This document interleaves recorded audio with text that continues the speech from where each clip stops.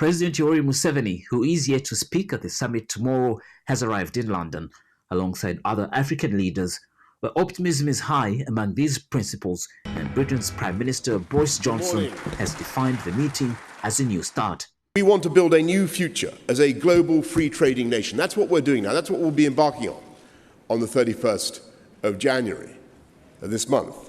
But I want to intensify and expand that trade in ways that go far beyond what we sell you or you sell us. We want to go far beyond that. Though I have just told President Museveni of Uganda that his beef cattle will have an honoured place on the tables of post-Brexit Britain. I want to go beyond. Yes, he's very proud of them, and quite rightly.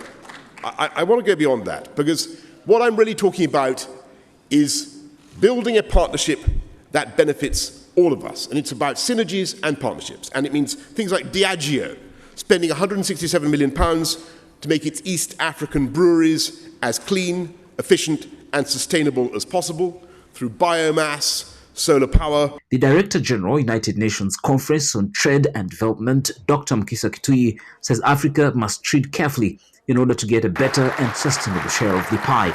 The opportunities of trade. Now, with the changed circumstances, you can say, can you open up, give us something better than the EPAS? Can London offer better market access for African produce than Brussels? Can we see an affirmative thing that makes us proud of our historical relationship with Britain? Can we go beyond the portfolio investment, which has been characteristically the main investment over the past 10 years of British equities buying in existing companies, but not investing in brick and mortar, greenfield projects that create employment, that enhance manufacturing on the African continent? So these are the questions that should be driving Africa's shopping list.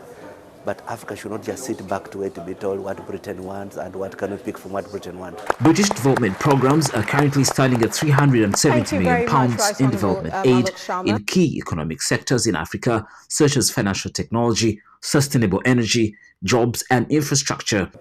The critical thing is infrastructure, yes. Power, water, roads, rail, airports, and all the things that you need to be able to be competitive and effective in the global market.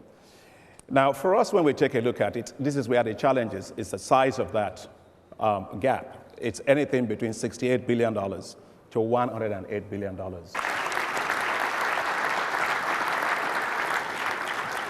The Prime Minister said it's very, very clear to him that there's competition, and their competitors are China, and he did mention that the Chinese are coming to the African market and the Ugandan market inclusive, and so they're upping their games, but theirs is different. They want to come and give skills to our young people.